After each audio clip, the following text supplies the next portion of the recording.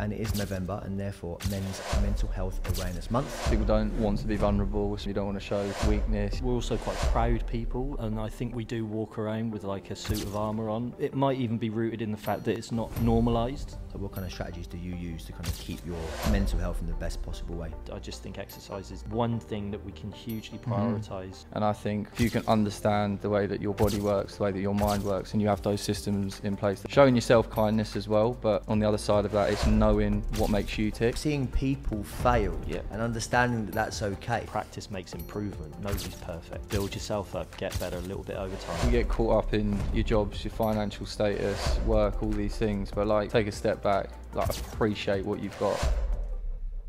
Hello and welcome to the T2 Fit Talks podcast, where we aim to educate and inspire individuals to achieve their full potential. I'm your host JT, and it is November and therefore Men's Mental Health Awareness Month. And joining me on today's podcast to talk through just that, I have Coach Ben and Tom Newman, our very own onboarding advisor. Gents, how are we? Very well, thank you. Yeah. Very well, pleasure to be here. It's the first time for you on the old couch, Tom. Yeah, debut. I'm looking forward to this. It's been a long time coming, a year in the making, but I'm glad to be here. Nice and cozy there with Ben. We are indeed, shoulder to shoulder. Possibly going to get cosier. Knee to knee. Actually, you mentioned Movember just then. Yeah. I'm actually quite intrigued. Have either of you ever done full Movember? I have, yeah. I don't think I've had the capability to do that. This is a new Not thing quite for you. yet. Maybe this month I could, but no, I never think done you're it. about there. I'm close, but I don't think I could do it. Could we by the end? Can we suss out some races and we'll just do Tom's by the end? Pin him down. I have done it, Yeah. and I will never do it again. Did you start from scratch though? No, because that No, I didn't know. would be even worse than what actually happened. And what happened was pretty bad. So yeah, I've said the story before, but when I left a previous gym, they managed to capture me obviously throughout the month with this horrendous looking tash and completely clean shaved. They managed to put it on a t-shirt. Did they? For like a leaving present, which was the best and also the worst leaving present I ever actually had. Can we reprint it? I've got it tucked away and stored away, so hopefully that it never actually makes daylight ever again, because it was not a good look. Might come out on our Christmas do. It really I hope not, because it's not good for anyone. Anyway, so men's health. I think it's one of those things. It's actually probably the most it's ever been talked about right now, when we think about it. But there are some ridiculous statistics when we started to have a look into this kind of stuff. We're all aware of it. I'm definitely aware of it, but probably not to the extent when you start to delve into it of how much of an issue it is and how prevalent it is. So I actually got some statistics down here, because I think although we're talking about it more than ever, it just goes to show how far we have to go with it. So in the UK, 75% of suicides are by men. And suicide is the leading cause of death for men under 35. And for men aged 45 to 49, they also have the highest suicide rate. For 40% of men, it would actually take thoughts of suicide or self-harm to actually compel them to speak out to someone and get professional help. Men are 3 times more likely than women to become alcohol dependent. And it's also almost double the rate of men die from alcohol-specific causes over the women, and only 27% of men with depression seek help, which obviously in the long run doesn't actually help with mental health care accessibility in any way, shape or form, which is incredible stats when you think about it. What are your initial thoughts when you hear those things? I think it's frightening, to be honest. As you said, the statistics, 75% is actually crazy, and then even less that actually seek help. I don't think as men there's a stigma, isn't there? No, we just don't talk, and I think that's the biggest thing, is having somebody to actually speak to is one of the biggest things. I think finding someone that's relatable as well makes a big deal. Somebody that's actually lived it, and then you realise then that you're not so much on your own. Do you know what I mean? It makes it a little bit easier to talk about. What do you think about 75% though? Like, again, we can hear that number, but when you look around, that means that, you know, a lot of people that we would come into contact on a daily basis, weekly basis, yearly basis, will either be affected by that in some way, shape or form, either them or someone that they know. But it's, again, there's a lack of talking about it, but I feel like I would just never know who those people are for the most part. Would you agree with that? Yeah, and you never know what someone's thinking. You can't see, what's inside someone's head. You can see your cuts, your bruises, scars, but what's going on upstairs. That's why I always say you've got to be kind to people. I think that's a big thing. Yeah. I've got a friend whose sister has 2 children, and their daddy's an overweight guy. He used to be in the army actually, and he's quite a big dude. But his kids tend to call him fat, and they'll say it quite often. I've heard it, but I've spoke to this person and said that I think deep down that's affecting that person. But they're like, no, he's fine. He's an ex-army guy. He's fine. But I know that is just chipping away, and it's probably something that he's desperate to talk about. I'd almost put money on it, because nobody can put up with that level of, especially from your kids, and to allow them to do that is another thing entirely. But I'd definitely say that there are little things that people say that just chip away at you over time. It just gets brushed off, right? It's banter. Yeah. Yes, exactly. I'm joking. It's banter, and coming from a sporting background, team sports. Tom, you could probably understand this as well, but there's a lot of it. And there is a fun side and there's a kind of a jovial side to it. But like you say, I think it gets to a point where there might be, or at least you start to perceive there being some kind of truth behind something like that. Have you ever been in a situation, either personally with that, Tom, or kind of seen it happen? I've seen it happen with a lot of friends. This is what I'm saying. I think the speaking is the first part. I've had multiple friends that have broken down in front of me, and I think it's always checking in. There's always like, are you okay? And really, does anyone care about the answer? But truly like asking and meaning it as well. I think, and as I said, you can't always see, so just checking in if someone's gone a bit quiet. Team sports as well, they're not performing. Someone at work's gone a bit quieter. You can see that their mood's changed. Always check in with that person. I think is something that we could all do a lot more of, and mean it as well. So, yeah, I've seen it a few times with a lot of my friends for sure. Have you had it before though, where you have maybe reached out to someone and they again have just brushed it off? I'm alright. Is it then just our job in that instance to kind of keep pushing and keep probing a little bit? Do we take them on their first word? Like what? How do we play that scenario? It's a really hard one. Such a difficult one to answer. I think we're really good at kind of keeping things. I mean, I've not been without my issues. This is very relatable for me, but very good at keeping things bottled up, and they tend to build up and up and up. And we're quite happy to say from time to time that actually we're doing all right. Where deep down we're not, but it's a difficult thing because I wouldn't want to be pestered about it. I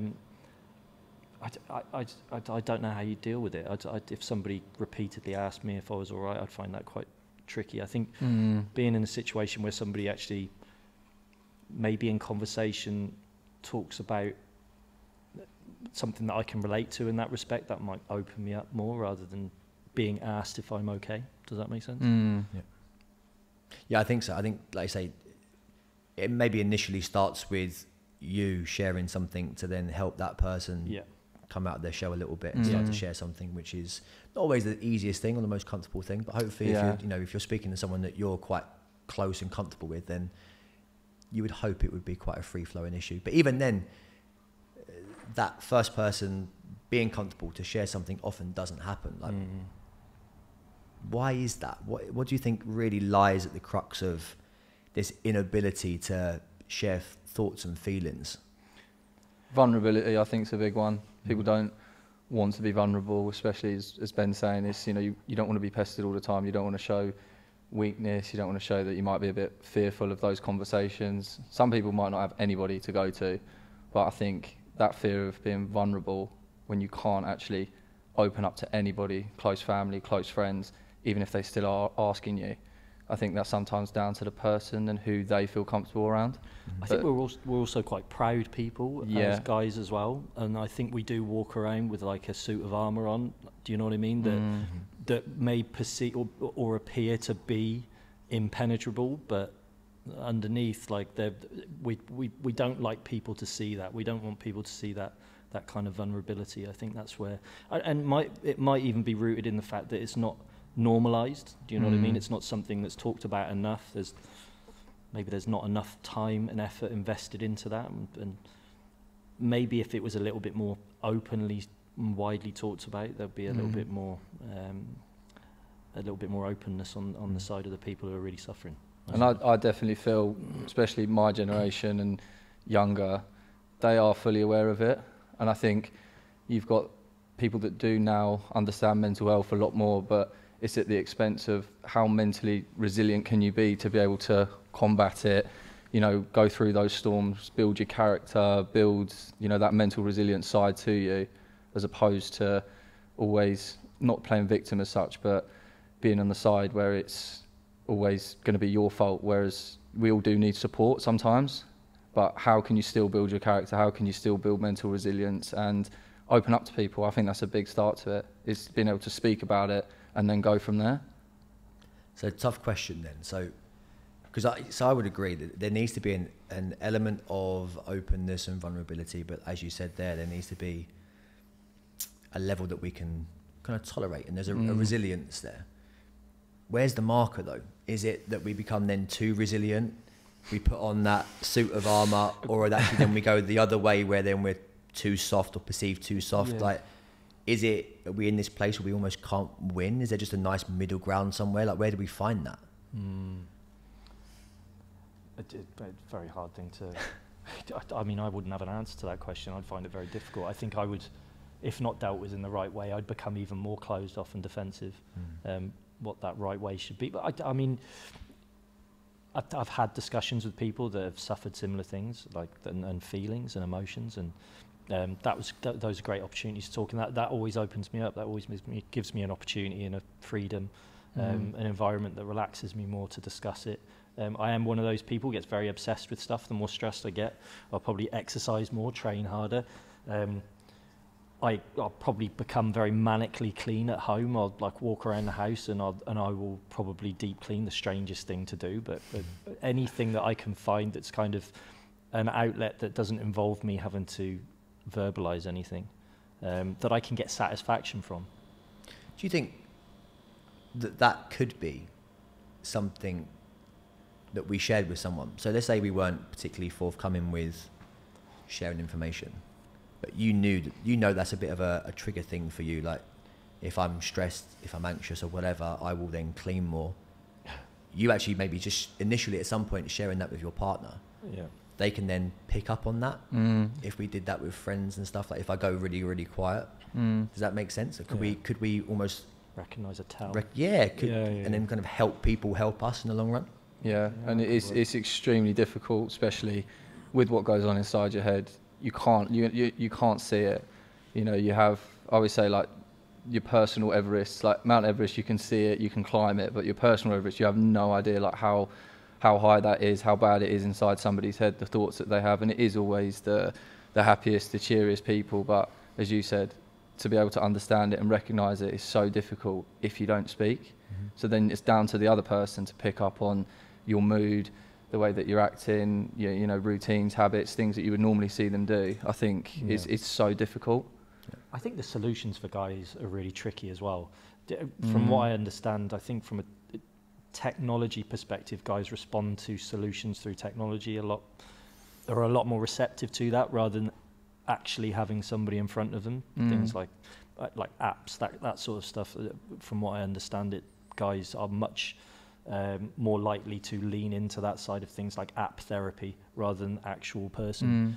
I think there's a lot of that around at the moment where you don't have to speak with someone physically in front of you. There's a lot of different things, I think, and ways that you can manage it that don't involve sitting on a couch. Probably. Yeah, definitely. Going back to the whole resilience thing, what would be like a definition of resilience for you? Because I'm just quite intrigued to kind of dive down that a little bit further. So, what does resilience mean to you when you think about it? For me, I put it down to like perseverance. Like, how much can you take and keep building your character, keep getting up, and just sort of that mentality of just building yourself up. I think when you have all of these sort of tribes tribulations, you're going through these horrible periods, you know, I call them storms or whatever, but how do you come out from the other side of that? Building yourself, you know, and this comes down to the individual as well, I think, of what are you doing every day to try and help get yourself out of that. And it could be the smallest little thing, but what are you doing every day to not combat it, but learn how to process it, understand it, and also a lot of people just live with it, you know, it is part of their makeup. And how do you make sure that you're taking care of yourself and make yourself feel better? You know, exercise, food, what you sort of, you know, you read, you watch, it's just so important.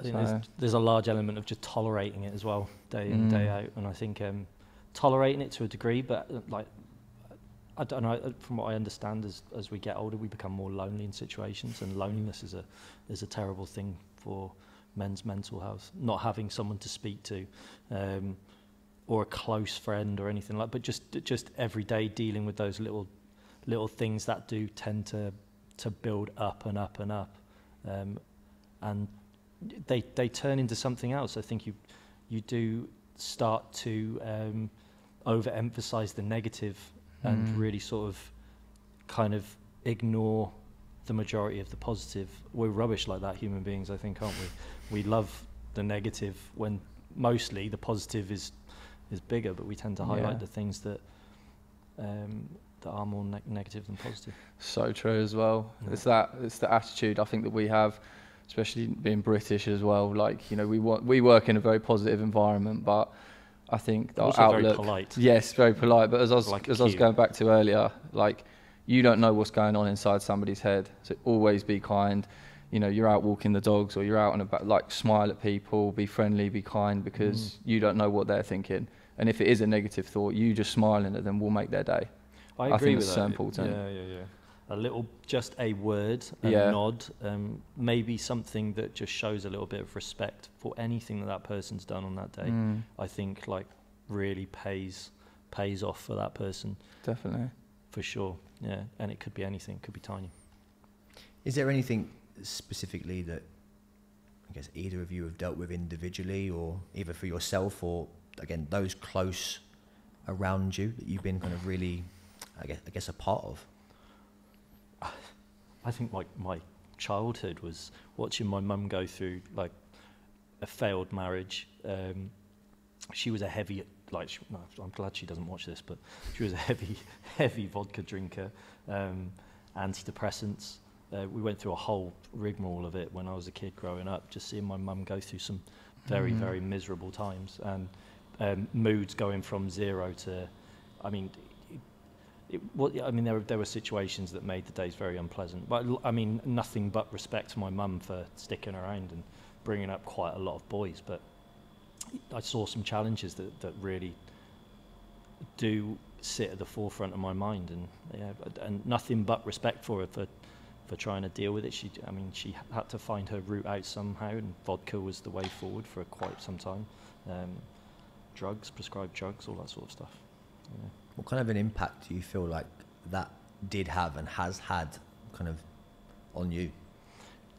She was also very strict, my mum. We didn't get to do a lot. I think there was a lot of loneliness in my childhood growing up. Like, we'd have summer holidays and all my mates would be doing something really cool.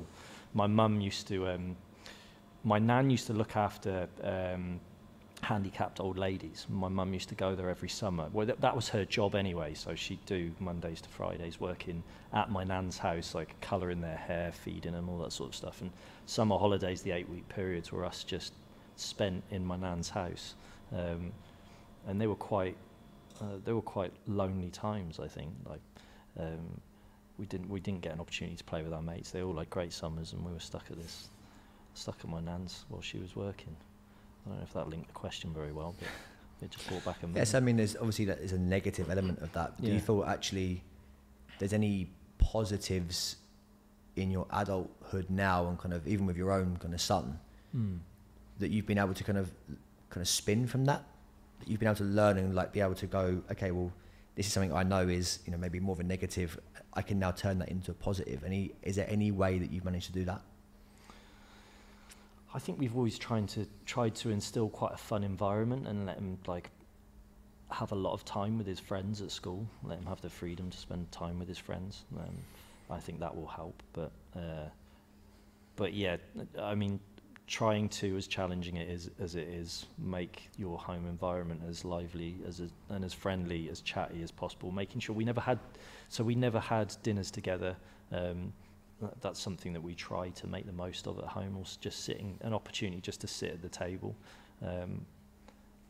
just together as a family. I think is a big deal. So there are little things that I am aware of from my childhood that I try to not inflict on my son, if that's the right word to use.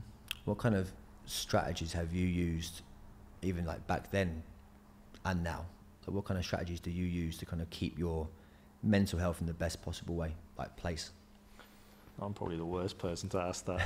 I think you're pretty good. Again, I think I am definitely one of those persons who's very chilled out and very tolerant, and there's not a lot that will bother me. In fact, there's probably more that bothers me than I realise. And I do have moments of I don't know if I want to say release, or like there will be moments where things will just get built up, and then I'm definitely not the right person to ask that question. I need to. I still haven't found a system that helps me deal with this stuff. But I do recognise. I used to find it. So I have, and I used to find it in my exercise. I just think exercise is one thing that we can hugely prioritise for that, and it is my release. I've mentioned it on podcasts before. Going for a run is my release. However, I do think the extremes of things aren't great in all cases, and I do excessively exercise to the point where I will put myself into exhaustion, which amplifies things even more. So everything in moderation, I suppose. Yeah, no, I think everyone's got their own systems and things that makes them tick, and I think when you understand yourself and you go through those dark periods or those tough periods, or a period of time if you might feel really anxious or you might feel really depressed, if you can understand the way that your body works, the way that your mind works, and you have those systems in place that Ben's talking about, like for us it's all exercise. For me, growing up, it was, I knew that I was playing football 3-4 times a week. That's my release. But was I dealing with everything else that was going on in my life? Absolutely not. So when it only came to my sort of early 20s, I started to understand myself a lot more. Went through a lot of tough periods, a lot of tough times, and coming out of the end of it now in my mid-20s, I look at life completely differently. And that's what I said about being kind to people, showing yourself kindness as well, but on the other side of that, it's knowing what makes you tick, having your systems in place, whether it be for us, it's exercise. Me, I meditate a lot, keep my mind like switched off. We all think about too much all the time. Yeah. And I think whether you're an extrovert or an introvert, if you understand yourself more, you know what makes you tick. And I think that's a big alleviator of like your stress, anxiety, everything. Do you know what I used to do during lockdown is like I used to go walking in the woods. I live near Selsdon Woodland, and it's a form of Japanese relaxation. It's got a name, I'm not sure what it is. But walking in woods when it's quiet, it chills you out, and it did. And go back to me, my son drives me absolutely potty. But he's a crazy kid, and he's got loads of energy. And sometimes you just got to go out, and those were good moments for me. If I'm looking back, just because it's popped up now and I've thought of it, and it's as daft as it sounds, if you've got a patch of woods near you and you've got a moment in the morning, it's quiet. Like go and spend 20 minutes walking around it. From a creativity perspective as well, because at that point I was self-employed and I was marketing my own business, so I had to be quite creative. I actually found that if I was having any mental blocks with creativity or things were just really doing my head in, 20-30 minutes walking around the woods, just being in the woodland, I'd come out feeling 10 times better. Yeah, I think as you said, like that's your switch off. You know, you put your phone away, you spend time by yourself, with your son, with your family. That's your time. Like nothing's getting in the way of that. And when you do understand yourself, you know what you like, you know what you don't like, you know what makes you stressed, you know what alleviates that. And when you talk about mental resilience, you build yourself up. You know full well what's going to make you feel better at the end of the day and what's going to make you feel worse. And as long as you're aware of that, you can start to put those systems in place to allow you to progress on and build your character, build more mental resilience. So when those feelings do come on, you can process them, you understand them, and then you're in a place of, I'd say you're in a place of more clarity. Yeah. And you just fully understand yourself. I think that's where it comes from. And I think you need to spend time alone to do that. You mentioned phones then. That's Yeah, like, big one. do you know what? I think we are facing possibly, dare I say, an epidemic of this, because younger generation are glued to their phones, and mental health, just looking at and digesting the short form content repeatedly over hours and hours of the day. Awful for your mindset. And also there's obviously that what you see isn't what you get necessarily, but everyone sees something and sees a perfect lifestyle, sees a perfect body, and I think I putting down your phone, yeah, and just getting away from your phone for a long period of time, I think is going to be a great solution to improving your mental health, particularly in the younger generation. And yes, especially sort of my generation and younger as well. We talk about your son as well, but what you engage with on your phone and the algorithm that it comes up with, you can just go into a deep dark spiral. You might like one thing and it will come up with, you know, maybe like a depression subject or talking about the mental health side of things, and it just gets darker and darker. You go into this loophole and this rabbit hole, and if that's all you're watching for 1 hour, 2 hours, 3 hours a day, when you wake up, when you go to bed, what is that going to do for you? And I think Ben's right. It's disconnecting from that, educating everybody, I think, not just the younger generation, but being able to be just fully aware of it. It blows my mind, actually. Like when I think about, I've heard conversations at school and people say that their children, young children, on TikTok all day long. It's crazy. And I'm very particular about Jake. If he sits down and watches the TV, I give him the remote. I'm like, what are you watching? Because you ain't going on YouTube. Because he'll be, and their kids are just hop through YouTube continuously. And I think that's almost like breeding it young. Do you know what I mean? That's you're starting something there that's going to create a very negative mindset. And just quickly, I also think as well, I look back on it, I was actually blessed to be in the position that I was in and had what I had. Anyone from like a sporting background, we all love exercise, whether you get into it young or later on in life. I think that some of the fundamentals and the foundations you build from playing sport at any level, that's the one thing I'd get my kid into straight away is team sport. That's the first thing. Yeah, I'm gonna chuck you in as many sports as possible, and you're gonna pick one that you like, because what you learn from that will take you on so far in life and around, also not just constantly scrolling on your phone. And it's probably even harder for the people that haven't had a sporting background or don't do activities. It's even more difficult to them, and they notice it later on in life. So yeah, I'm like thankful I'm not growing up now. I'm thankful I'm not a kid. When you talk about football, I used to go and play. We had growing up through the 80s and the 90s, like early 90s. We used to go and play football for hours on end down Whitecross School back in Hereford. We'd go to the field. It's got a massive estate built on it now. The school got knocked down, it's been moved, but which is a shame because that history's gone. But we used to go there and we used to play. We were a bunch of young lads. We used to play for like 6 hours. We'd play football. I used to fall asleep on the living room floor, like face down when I got home. I'd put my football boots away and I'd just lie face down on the floor. I'd nod off for like 2 hours. We used to play these guys.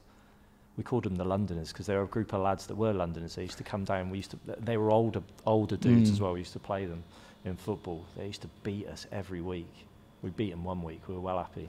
We properly beat them as well. But yeah, just having those outlets as kids. Yeah. Like I would not want to be growing up in this generation, and I think having a kid and trying to keep them as distanced from social media as possible. Then yeah, I think like nipping it in the bud early is a good shout. Definitely. It's very interesting because the whole technology and social media thing is very interesting. You mentioned earlier it could be a really good thing because people nowadays actually that is their outlet and something they can use to reach out and be helpful now. Yeah. But it's interesting just watching you kind of almost reminisce about that story. Yeah. You light up because you've created memories. Yeah. Whereas right now probably kids don't really create memories. They're not going out and doing those things. They wouldn't have a story like that. Yeah. And also they're losing, I think you kind of alluded to it, Tom, like they're losing the art of actually having conversation. Yeah. you know, being in a sport, in a club or some description, a team sport, as a youngster, you know, you're not only engaging with people your age, but also older and coaches and adults, and you really start to develop those skills. And I think bit by bit, more and more, we're going to be losing those. Yeah, 100%. Which is ridiculous. I mean, but again, when I think about positive times in my life, they're all events and stories. I think we're losing that art of creating those. Do you know, it's just made me remember something else as well. As an online coach, like a couple of years ago, I had a client who is a PT as well, and shall remain nameless. But I got along with him really well. He was a really nice lad. Terrible to train though. It's like one of the most awful clients. Just he overthought everything. But he told me one day, because I had a couple of moments where we hung out, and he lived in like North London, and he loved VR, and I'd never done VR before. And he's like, "Come on over, we'll do some VR." I was like, "All right." Weird experience. I actually got very claustrophobic when I put it on for the first time. I was trying to look at my toes. I couldn't handle it. But going inside, it was the weirdest thing. I was like, but we had a conversation that day, and he was like, I would be happier spending 8 hours a day with that headset on than I actually would walking around in reality in everyday life. I am happier in that world than I am in this one. And that terrified me. He was like, he's probably 15, 20 years younger than me. And I was just like, that's just so sad to hear. How'd you deal with that? How'd you get somebody out of that? His world was VR. And you know what, that VR only get better over time, and I don't give it much time at all when people are like living in headsets. Again, terrifying. The future scares the life out of me. And that, going back to those numbers, that is why they are on the rise. I know it's not like it wasn't an issue back then in sort of, I'd say, your generation or before me, my parents' age, where they didn't really speak up about it. But technology, you've got your positives and your negatives, but there's a reason those numbers are increasing.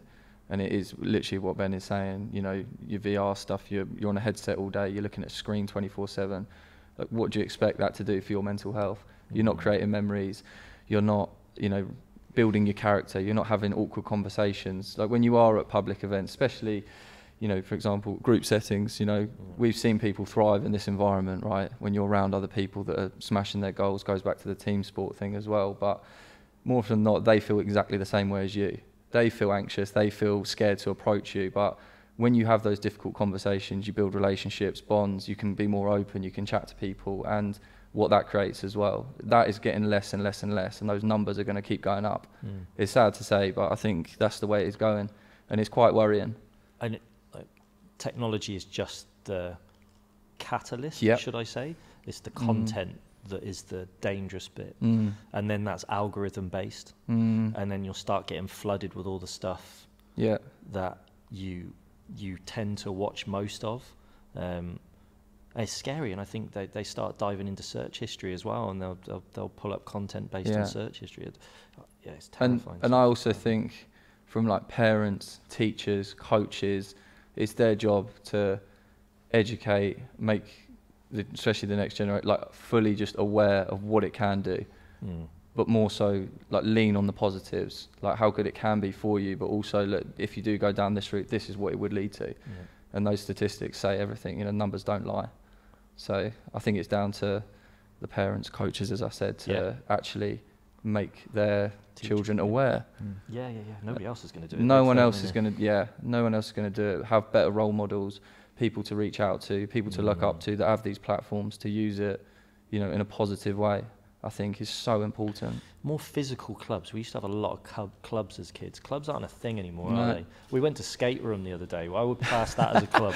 You used to go there, awesome. That place such is good nuts, fun. man. Some of those kids are crazy. We went with Jacob, and I was like, Jacob's pretty good on his scooter. But I mean, just the environment. I think more of that stuff. Definitely. It's cool. It was really cool just not to see kids like jammed up in their phones and like chucking themselves off a ramp. Yeah. Break your arm, it's fine. Do you know what? But it's interesting though, because even in that environment, speaking, if I was at Skate Room, I would fail a lot. So, but experiencing failure, seeing people fail, and understanding that that's okay. I feel like we've created this illusion that you can't fail, and if you do fail, then actually, you know, you're rubbish and it's Yeah. weakness and you haven't worked hard enough. Whereas actually, do you know what? I just might be shit at it. Yeah. Yeah. One of the- You've got to get it wrong to get it right. It's like me in golf. Like one of the biggest things I learned, right? One of the biggest things I learned, Ball's too and small. I wish I knew it when I was back playing rugby. It never really clicked. It's like, number one, if something goes wrong, move on, don't dwell on it. Yeah. But also, it's really okay just to not be good at everything. Yeah. Mm. Yeah. And because I was in a mindset, I was like, well, if I'm not good, like the best at it, Yeah. then there's an issue. Yeah. But actually understanding that, you know what, yeah, right, I'm not that great at that. Someone else might be, but that's cool because then I might have strengths in other areas. Mm. Yeah, I think some recognition. You've got to make the mistakes to get better. One of the things that I always say to Jacob, and I hate the saying practice makes perfect, because it doesn't. Practice makes improvement. Nobody's perfect. Like, you've just got to build yourself up, get better a little bit over time. You're not going to be perfect. You're never going to be perfect. But that's the fun part of it as well. Yeah, for sure. Yeah. Yeah. Deep question, but do you think we've actually just, not even just men, as a world, we have lost the ability just to be happy? We've lost our minds, to be honest with you. Well, we lost our minds. There's no two ways about that. But do you think we've lost the art of being happy? Because Yeah. Actually happy. Yeah, Like, in because I terms of think- what makes us happy, rather than Yeah. that was a really nice photo I put up on Instagram and I got 100 likes. Do you know what I mean? But this is the thing. So I think, we're almost told what happiness is, Yeah. as opposed to it aligning with something that we truly perceive to be happiness. Yeah. Like, and again, when you think about jobs, for example, and the amount of income it brings, and it's like, well, if you've made 30 grand a year, well, that's rubbish, and it needs to be 50. And if it's not 50, then you're moving on to 100. If it's not 100, then you might as well go to 500. If it's not Yeah. 500, you will Yeah. a meal just around the corner, and you're constantly chasing. But actually, for what I enjoy, for what I want from my life, I might be very, very happy sitting on a lower number. I heard a great quote, and it says, money doesn't make you happy, happy makes you money. Yeah.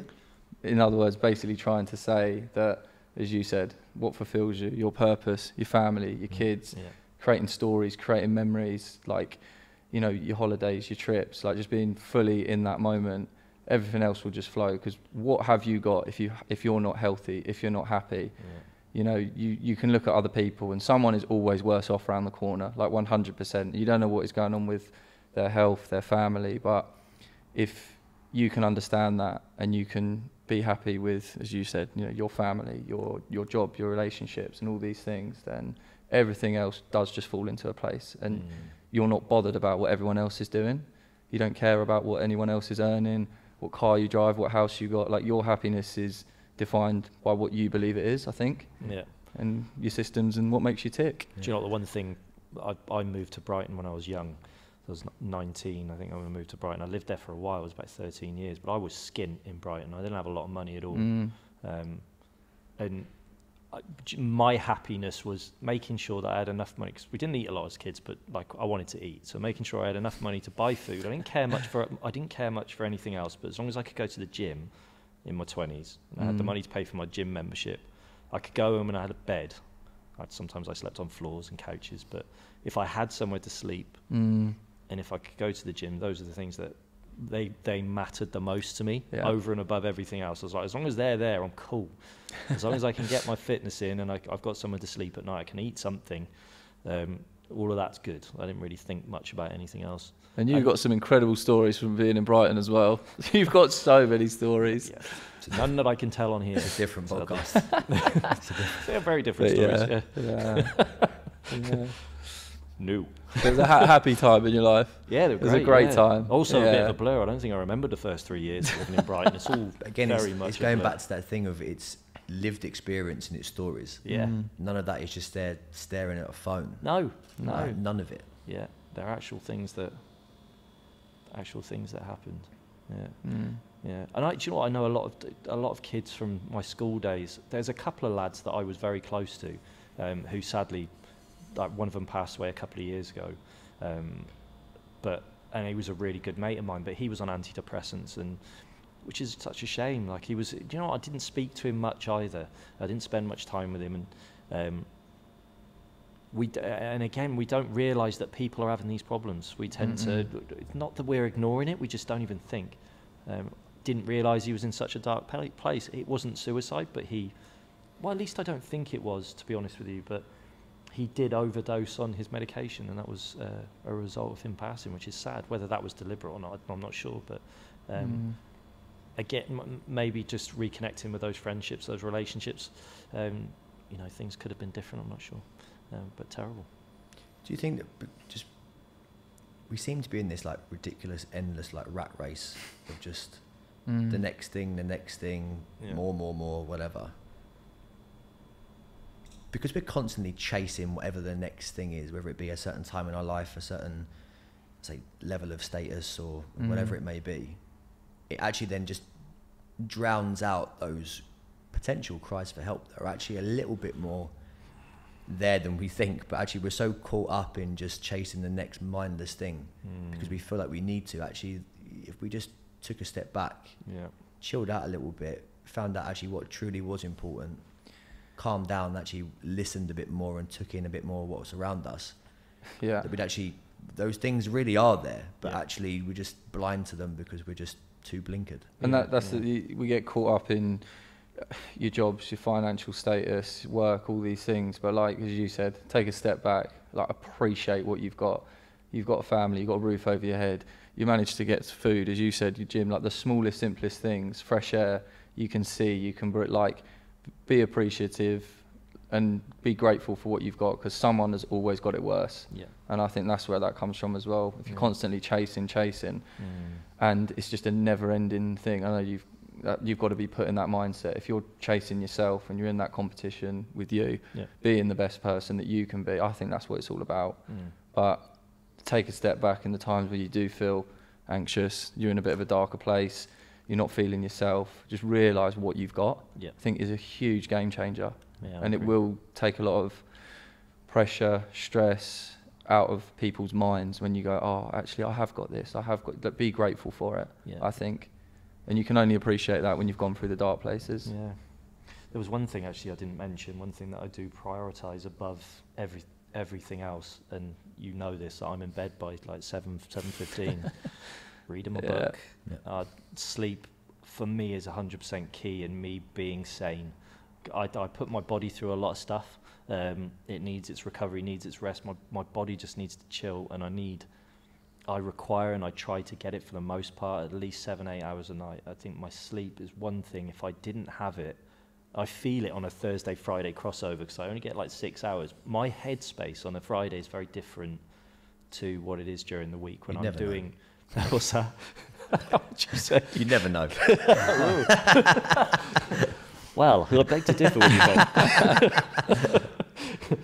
But maybe it's me. But Friday, like I feel like I'm floating through this room on a Friday. Whereas like Mondays through till Wednesday, I get a lie-in on a Thursday. I'm in on Thursday evening, but I get like 5 hours, I think, if it's 5 or less. I am a mess inside on a Friday. But maybe I hide it well, or I just get more and more silly. I'm not sure. During the huddle, I'll probably just talk more rubbish. Well, you're in good company on a Friday. Sure. But it's interesting you mentioned sleep. So, kind of want to turn things a little bit to the health, fitness, wellness side of things. Right. There's actually a statistic that I found, which was sleep-deprived men experience 40% higher rate of mental health symptoms. That's huge. So that is, again, ridiculous. It's crazy. So again, another stat. So when it comes to training, so men who get 150 minutes of moderate to vigorous physical activity each week have a lower risk of depression. For every hour of vigorous activity instead of moderate activity, the odds of depression symptoms are reduced by 32%. Wow. Just chasing that endorphin release. Which is insane. Which is insane. And I kind of wanted to speak to you on this, Tom, because obviously with your role that you have here, you speak to pretty much everyone who comes through the doors, right? Is the mental health thing something that people speak to you about quite a bit? And I know then you 2, 3, 4 weeks later, then you kind of touch base with them again. Is it something that they've seen and felt kind of a real change, a positive change?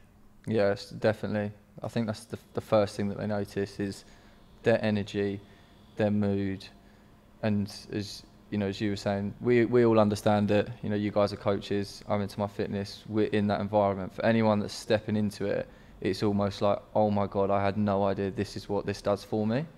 And it's when either you couldn't find consistent routine, you're not able to actually just dive into the deep end. And for the people that do come here, you know, it's incredible to see. You've all seen the results, but especially in those first 4 weeks.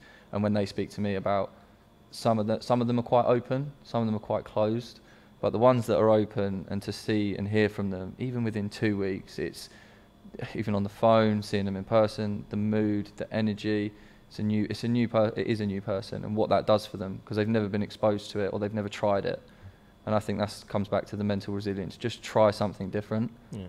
And off the back of that, I think one of the best things here is watching people's relationships and friendships grow, because there's such a community vibe in here. And when you get people in small groups working together, you try to match those personalities. Sometimes they don't gel, sometimes they do. But then you see those relationships blossom. Like one of the members in here mentioned that he'd gone away with another one of the members on a golfing trip, and they had like a really good time together. You could just see that those two getting, and like, I'm only saying this because it's not necessarily always going to be the exercise that does it. It's actually going to be mingling and getting to know some and making some solid relationships, friendship wise.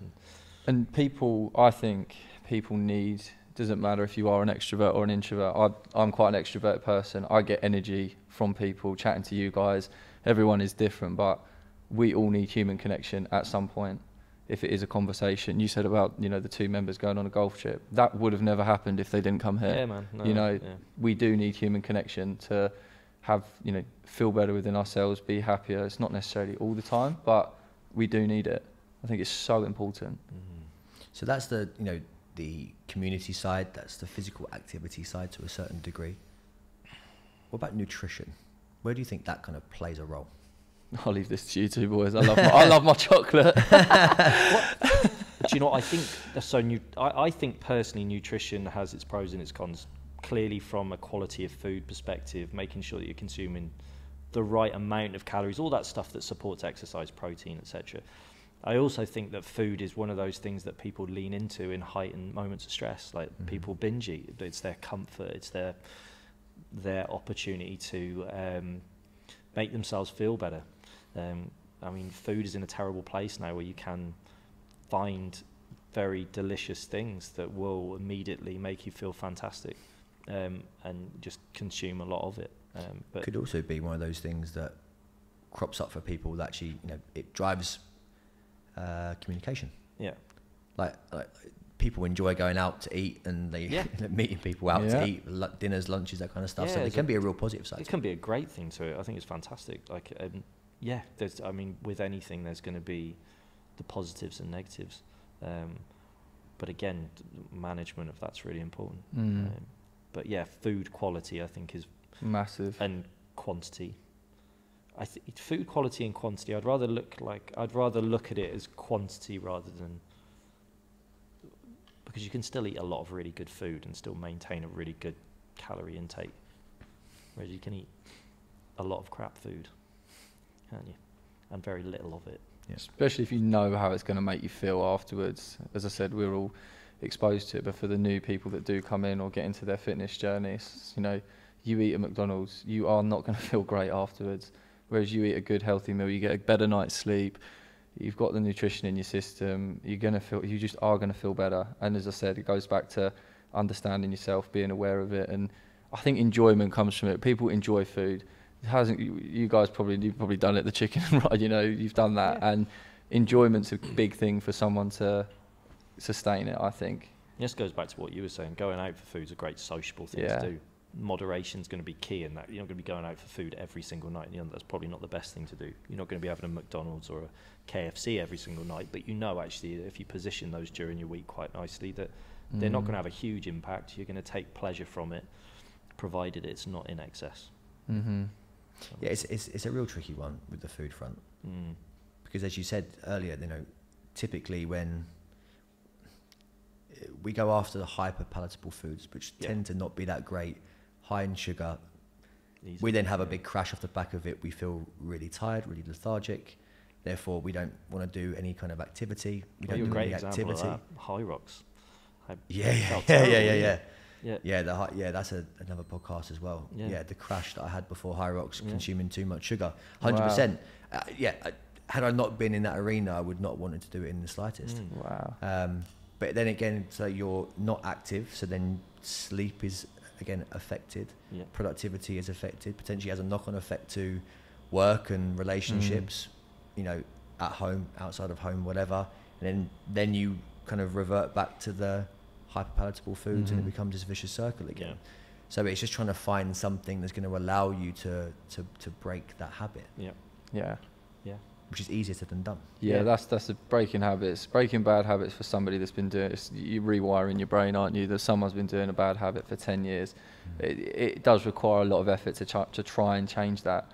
Exercise, nutrition, sleeping, but it is hard. I would say there's as much a skill, if not more, in creating a nutritional routine that suits you as there is coming in here and performing an exercise routine or one single movement.